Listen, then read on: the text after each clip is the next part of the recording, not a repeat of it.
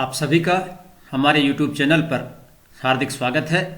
मैं डॉक्टर देवी प्रसाद सहाचार्य हिंदी, सेठ नंद किशोर पटवारी, राजकीय महाविद्यालय नीमका थाना, आपके समक्ष ऑनलाइन कक्षा में भ्रमर गीत सार सूरदास जी के पदों पर चर्चा करने के लिए उपस्थित हूँ। आज हम चर्चा करते हैं सूरदास जी के एक पद पर, जो है देखो नंद द्वार रथ ठाढ़ो। तो पहले हम इस पद का वाचन करते हैं और उसके पश्चात हम इसके अर्थ को समझेंगे।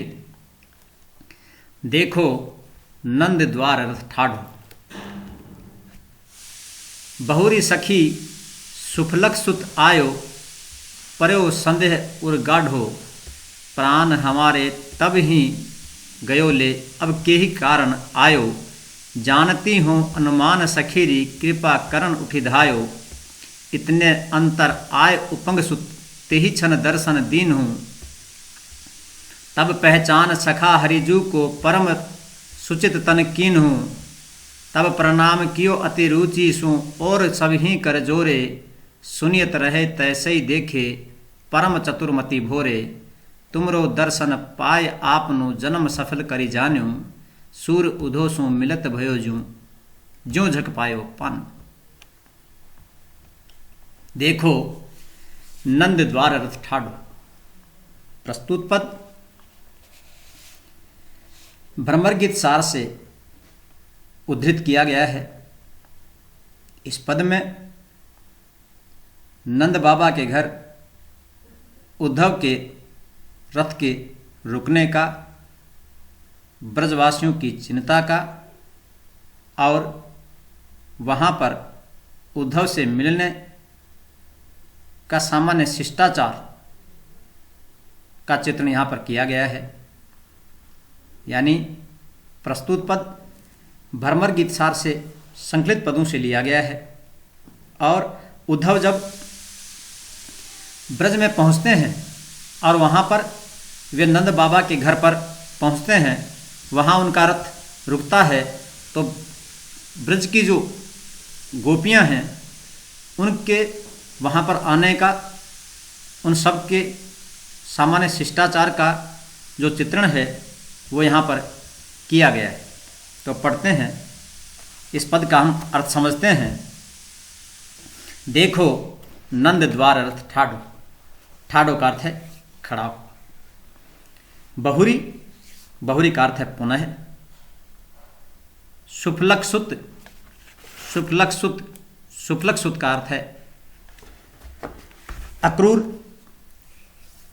गाढ़ो पर्यो पड़ा, संदेह उर हृदय, गाढ़ो गहरा, गहरा संदेह पड़ा, गहरा संदेह हुआ, सुचित स्वस्थ, परिणाम प्रणाम, प्रणाम कर हाथ, मति, मति का अर्थ होता है बुद्धि, सुनियत रहे तैसे ही देखे, चतुर्मति भोरे, मति बुद्धि, झक मछली, पान्यों पानी। अब समझते हैं इस पद का हम अर्थ। देखो नंद द्वार रथ ठाढ़ो। प्रस्तुत पद में सूरदास जी चित्रण करते हैं और कहते हैं देखो नंद द्वार रथ ठाढ़ो। एक गोपी या गोपियाँ दूसरी गोपियों से कहती हैं देखो नंद द्वार रथ ठाढ़ो। देखिए नंद के द्वार पर, नंद बाबा के द्वार पर, दरवाजे पर रथ खड़ा हुआ है। और वे कहती हैं बहुरी सखी सुपलक सुत आयो, पर्यो संदेह उर गाढ़ो। हमें संदेह है, ऐसा लगता है कि बहुरी पुनः, पुनः दोबारा, सुफलक सुत अक्रूर आयो, ऐसा लगता है कि दोबारा से अक्रूर आ गया है। हे सखी, मुझे ऐसा लगता है या हमें ऐसा लगता है कि दोबारा से पुनः अक्रूर आ गया है।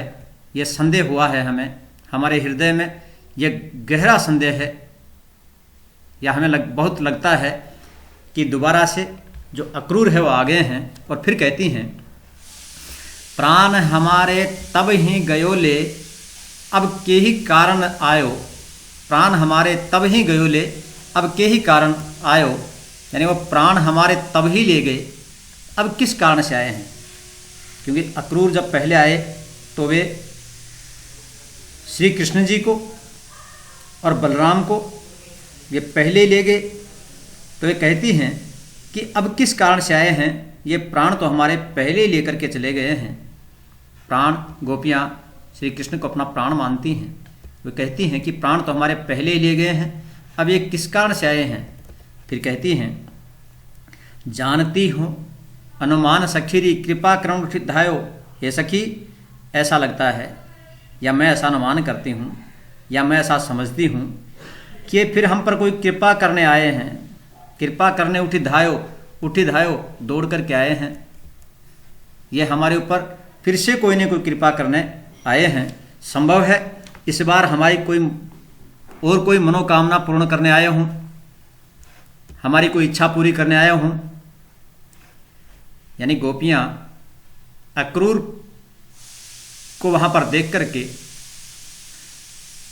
गोपियाँ वहाँ पर रथ को खड़ा हुआ देख करके ये समझती हैं कि हो सकता है अक्रूर पुनः आया हो, और वे कहती हैं कि प्राण हमारे पहले ही ले गए हैं, यानी हमारे जो प्राणों से प्रिय हैं, हमारे जो प्राण हैं, उनको तो पहले ही ले गए हैं, अब किस कारण से आए हैं। और फिर वो कहती हैं कि ऐसा अनुमान लगता है, ऐसा लगता है कि कोई कृपा करने के लिए, हमारे ऊपर कोई कृपा करने के लिए वो दोबारा से यहाँ पर आए हैं।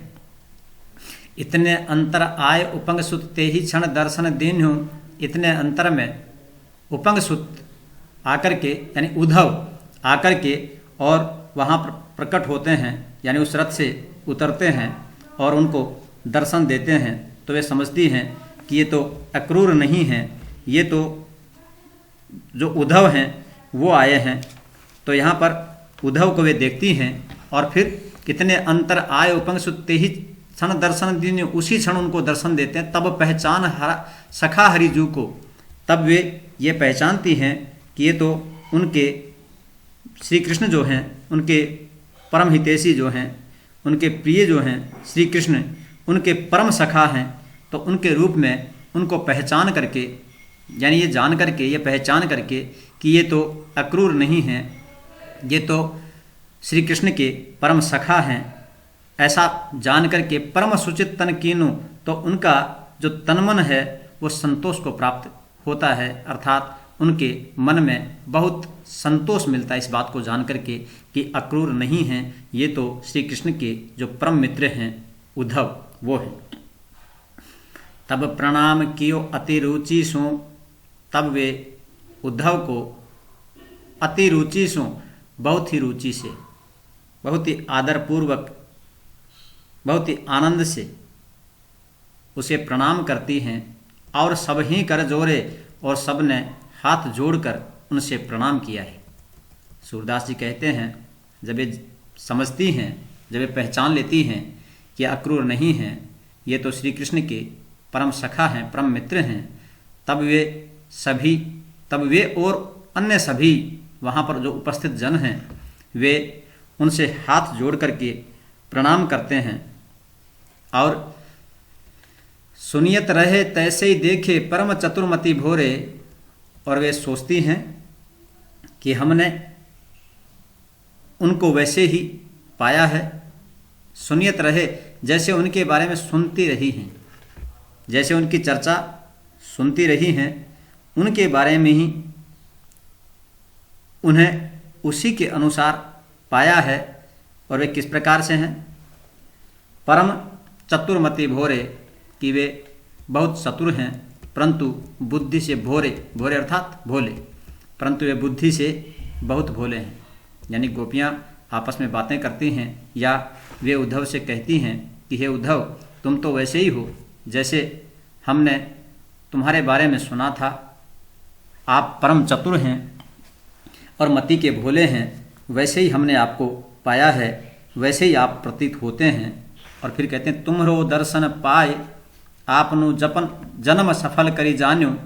हे उद्धव, हमने तुम्हारा दर्शन करके हमारा जन्म सफल हुआ समझती हैं, अर्थात तुम्हारे दर्शन पाकर हमारा जन्म जो है वो सफल हो गया है, क्योंकि तुम उन श्री कृष्ण के मित्र हो जो हमारे सब कुछ हैं, जो हमारे सर्वस्व हैं। इसलिए तुम्हारे दर्शन पाकर के हमने हमारा जन्म सफल मान लिया है। और फिर कहती हैं सूर उधो सो मिलत भयो जो जग पायो पानु। सूरदास जी कहते हैं गोपियाँ उद्धव से मिलकर के उसी प्रकार से आनंदित या प्रसन्न होती हैं। ज्यों जग पायो पानो, जैसे कि मछलियों ने जल प्राप्त कर लिया हो, या जिस प्रकार से मछलियाँ जल प्राप्त करके आनंदित होती हैं, गोपियाँ भी उद्धव से मिलकर के उद्धव को अपने बीच पाकर के उसी प्रकार से आनंदित होती हैं जिस प्रकार से मछलियाँ जल को पाकर आनंदित होती हैं। विशेष की दृष्टि से देखें तो प्रस्तुत पद में कवि ने यानी सूरदास जी ने बहुत ही नाटकीय और प्रभावपूर्ण वर्णन यहाँ पर किया है। गोपियों और उद्धव में जो वार्तालाप है, या गोपियाँ उद्धव को देख कर के जो उनके मन में संदेह होता है, उसका निराकरण भी यहाँ पर सूरदास जी ने उद्धव के रूप में प्रस्तुत किया है कि उद्धव को जो ही वे देखती हैं तो उनका सारा जो संदेह है वो दूर हो जाता है, और वे उद्धव को देख करके बहुत ही आनंदित होती हैं, क्योंकि वे उनके परम हितैषी हैं, उनके परम सखा हैं। यहाँ पर अनुप्रास और उपमा अलंकार का बहुत ही सुंदर प्रयोग किया गया है। तो इस प्रकार से प्रस्तुत पद में उद्धव द्वारा नंद बाबा के द्वार पर आने का बहुत ही अच्छा चित्रण किया गया है, और यहाँ पर गोपियों द्वारा उनको प्रणाम करना, वहाँ उपस्थित जनों द्वारा उनको हाथ जोड़कर प्रणाम करना आदि संस्कारों का बहुत ही अच्छे ढंग से चित्रण सूरदास जी द्वारा किया गया है। आपने इस पद को सुना, इसके लिए धन्यवाद। मिलते हैं एक और नए पद के साथ में। Thank you.